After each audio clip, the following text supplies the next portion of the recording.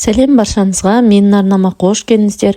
Бүгінгі видеода Машхур Жүсіптің әулиелігін және видеоның соңында оның қателеспей тапқан қорқынышты болжамдары жайлы баяндайтын боламын. Машхур Жүсіп 1858 жылы Баянауылдағы Қызылтаудың Найзатас деген жерде дүниеге келген.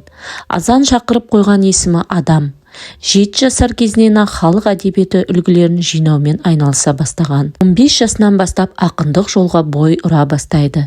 Мұса Шорманұлы ауылына қонақ болып келгенде кішкене баланың өнеріне тәнті болыпты. Ақын баланың әкесіне: "Сопы, мына баланы мұнан былай бас киіміне үкі тақтырып қойыңыз. Көз тілге шет болмасын. Бұл өз заманында халыққа мәшһүр болатын бала екен" деп айтқан екен. Содан кейін Жүсіп деген атына мәшһүр аты қосақтала бастайды. Біраз уақыт ауылда бала оқытып қаржы жинайды. Білімге ұмтылып 1886 жылы Бұқараға келіп, діни жоғары оқу орнында оқиды. Әрі қарай оқуын Ташкентте жалғастырып, Орта Азияны аралайды. Осы сапарында түрколог академик Радловпен танысып, ауыз әдебиетінің нұсқаларын жинап бастыру ісімен айналысады. Осылайша қазақ фольклорының жүйелі жинақтаушысы болады. Өзінің өліміне 10 жыл қалғанда 1921 жылы Машхур Жүсіп бар туыс-тумасын жинап бір жерді анықтап көрсетіп: "Мені мазарымды осы жерден қазындар, мені жатқызып емес, отырғызып жерлендер. Әлсін хабар алып тұрыңдар, менің денем 40 жыл бойы бұзылмай сақталады" деген екен. Мұның себебін сұраған ауылдастарына: "73-ке шыққанша балталасан да өлмеймін, 73-ке шыққан соң сұрасан да тұрмаймын. Мен өлген соң қатты әлсірейсіңдер, ас беріп жаназа намазымды оқытпақ түгілі бақа шаян теріп кетесіңдер" деп 1931 жылы ашаршылықты күні бұрын болжаған екен. Расында Сопы жан тапсырған соң әлсіреген туыстары әулиенің мәйітін дайын мазаратқа әрең апарып жерлейді. Содан соң әулие Машхур Жүсіп сөзін былай деп жалғайды: "Жұт келеді, қалың қазақ қырылады. Жұттан аман шыққан ел 70 жыл құдайсыз қоғамда өмір сүреді. Одан кейін елді 30 жыл ұры қарылар былықтырады. Осының бәріне өткен соң ғана қазаққа қой үстіне бозторғай жұмыртқалаған заман туады" деп болжаған екен. Әулие Машхур Жүсіптің 4 болжамы орындалып кетті.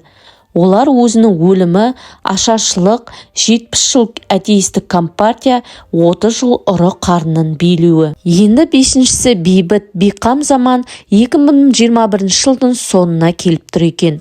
Билікке адал сүт емген, халқына қайырлы басшылар келеді деп болжаған екен.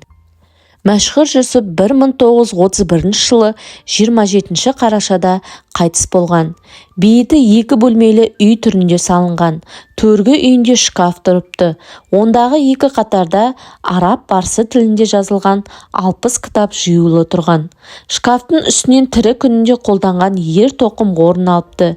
Үйдің оңтүстік жақ қабырғасында қойдың 40 кәрі жілігі ілулі тұрыпты. Діни жолмен қарағанда 40 жілік күзетші болу керек.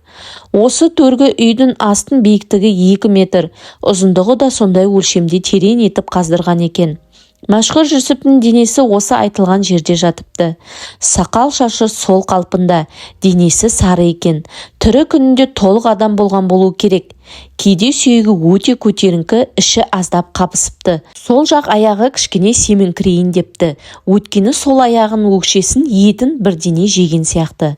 Ауыз үйде түрлі ыдыс аяқтары тұрыпты. Самауыр, шын аяқ, тәрелке, ақ шәйнек, қасық, су құйғыш, ет салатын ағаш табақ, тайқазан, оқтау, орамал, тұз, үгеулі насыбай, балта, күрек, шымшуыр, шелек, сыпырғыш, пышақ, қайрақ, біз, дойбы, ара темір, кекпір. Осы заттардың барлығын биік үстелдің үстіне жиюлы тұрған. Келген кеткен жолаушылар тамағын істеп ішіп, әргі заттарды пайдаланып, қайтадан орнына жуып тазалап қояды екен. Ауыз үйдің төр жақ қабырғасында ұзыны мен көлденеңі жарты метрдей жұқа тас ілулі тұрған. Бұл тас бейіт салатын жерді қазып жатқан табылыпты.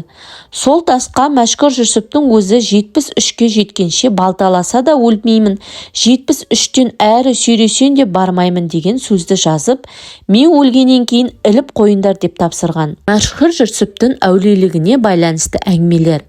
Мәшһүр Жүсіп бір күні Баянауылға бармақ болып жанына баласы Шәріпеттен мен сүйікті немересі Төлеубайды ертіп жолға шығады. Бозбай деген жерден аса бергенде немересі шөлдедім десе керек. Сонда Мәшһүр Жүсіп алдымызда көрініп тұрған үйге барайық.